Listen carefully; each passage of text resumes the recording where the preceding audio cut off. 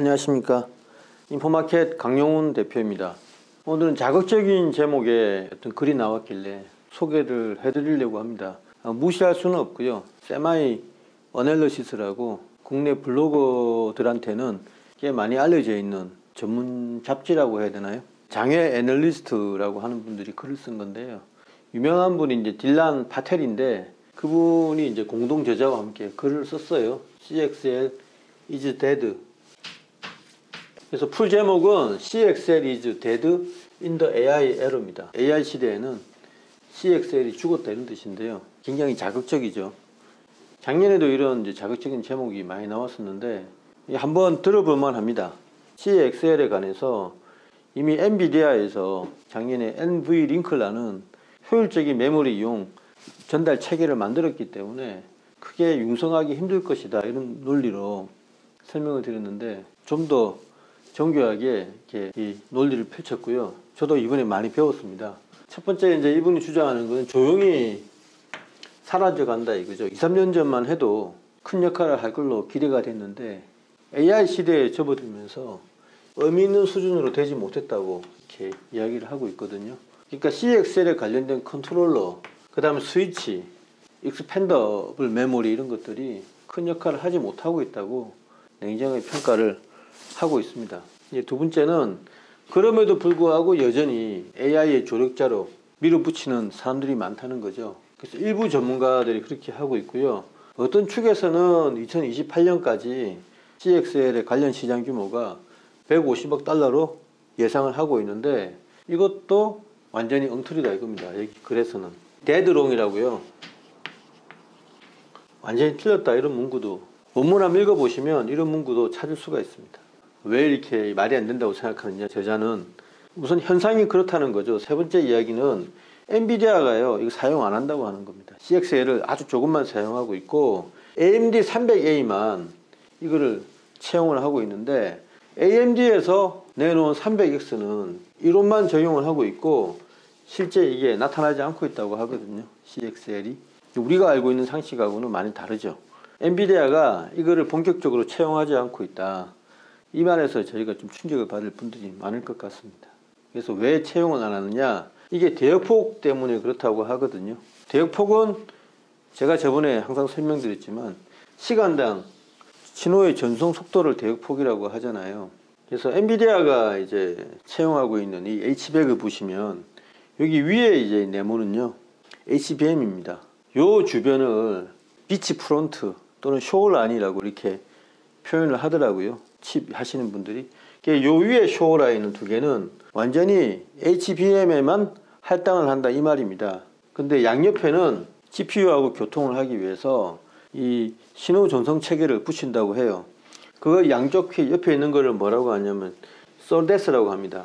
이게 어디서 유래된 말이냐면 칩과 칩 사이에 신호를 고속으로 주고받기 위해서 만들어진 기능적 블록을 SerDes라고 하거든요. 시리얼라이제이션, 디시리얼라이제이션. 그러니까 직렬화, 병렬화 이런 식으로 이쪽 전문 용어인데요. 이거 줄여서 SerDes라고 합니다. 그래서 이더넷 기반의 SerDes라고 하면은 이더넷을 이용한 신호 전송 체계 또는 신호 전송 기능적 블록 이렇게 해석하시면 되겠습니다. 이 종류가요.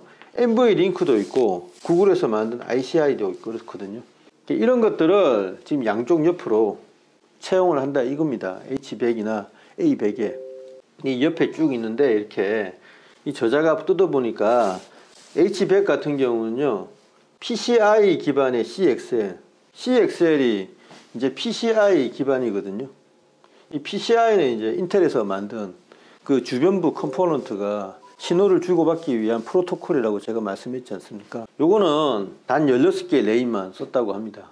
어디에서요? H100에서.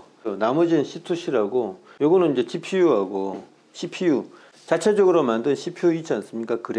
그레이스하고 연결하기 위해서 만든 링크고요. NV링크는 이제 메모리를 효율적으로 할당하기 위해서 만든 전송 체계라고 제가 말씀을 드렸잖아요. 근데 요 두 개가 더 메인이고 요건 16개만 사용했다 이겁니다. AMD에서 만든 제노아 서버 CPU에는 이게 128 레인이 들어가거든요.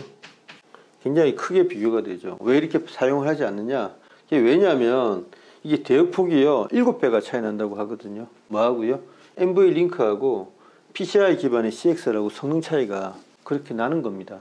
7배라고 하는데 이게 사실은 이제 이 면적에서 NV링크가 차지하는 면적이 좀 많거든요. 좀 더 공평하게 비교를 하기 위해서 제곱밀리미터 요 단위당 해봤더니 평균적으로 3배 정도 차이가 난다고 합니다. 그러니까 아무리 좋게 봐줘도 3배 이상 엔비디아에서 자체 개발한 NV링크가 CX보다 빠르다는 이야기거든요. 대역폭은 제가 속도라고 말씀드렸지 않습니까? 그러면 다섯 번째로 왜 이렇게 속도 차이가 나냐 이거죠. 그거는 이제 이 CXL의 목적하고 관련되어 있는데요. CXL의 목적은 메모리 풀링, 그러니까 메모리를 공동으로 사용해서 효율적으로 할당하는 걸 말하죠. 이쪽에 부족한 메모리를 다른 쪽에 남는 메모리를 끌어와서 쓰니까 효율적이 된다 이겁니다. 이거는 NV링크하고 비슷한 개념이고요. 익스펜션, 서버에 필요한 메모리가 부족할 때는 꽂아서 메모리를 더 확장한다 이런 말이죠. 그리고 세 번째는요, 이게 좀 중요한데 저는 몰랐었어요. 헤테로지니어스 컴퓨터가 목적입니다. 주요 목적.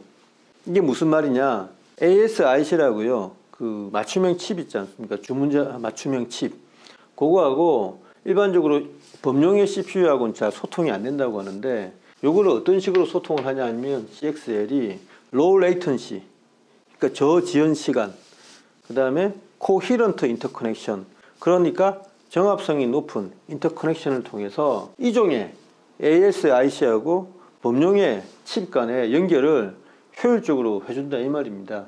그러니까 이게 굉장히 중요한 목적 같거든요. 그래서 네 번째는 종국적으로 Composable Server Architecture, 서버의 효율성을 증가시키기 위해서 구조적으로 변용을 시켜서 최적화를 이뤄낸다 이런 개념입니다. 이 네 가지가 목적이라고 하는데요. 특히 세 번째 이 목적을 추가하다 보니까 CXL은 low latency, 저지연 시간에 굉장히 집착을 하게 됐다고 합니다. 그래서 저지연 시간에 집착을 하다 보니까 보통은 신호를 보낼 때 FEC가 필요하다고 하거든요. 이건 뭐냐면 Forward Error Correction이라고 해서 잘못된 신호를 잡아주는 거예요. 왜 저번에 제가 인포마켓 글에 ECC라고 소개를 한 적이 있거든요. 서버 단의 메모리에서는 ECC가 있어서 잘못된 신호, 잘못된 결과물을 잡아준다고 했잖아요. 복식 부기처럼.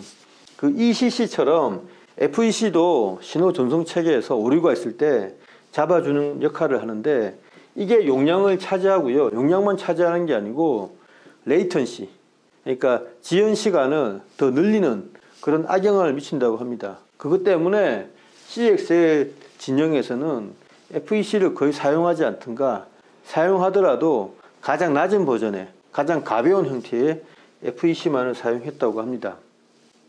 그러니까 그게 무슨 말이냐면 사후에 에러를 교정하지 못하니까 굉장히 뭐라고 해야 되냐면 BER, 이게 뭐냐면은 비트 에러 레이트의 준말이거든요. 이게 시간당 에러 신호가 얼마나 전송되는 율을 나타내는 겁니다. 이게 굉장히 낮아져야 된다고 요구를 한 거예요. 사후적으로 고칠 수가 없으니까 애초 보낼 때 느리더라도 굉장히 정확하게 코드를 보내라, 굉장히 정확한 신호를 보내라고 이렇게 규격을 지은 겁니다. 이렇게 규격을 짓다 보니까 속도를 희생하고 정확성을 높일 수밖에 없었다는 거죠. 그러니까 CXL 체계에서는 속도보다 정확도가 우선시된 겁니다. 그러다 보니까 이 대역폭 신호 전송 속도가 이더넷, 서데스 계열의 NV링크나 ICI, 이 ICI는 아까 구글에서 만든 거라고 했죠. 이런 것보다 3배 이상 뒤처지게 된 겁니다.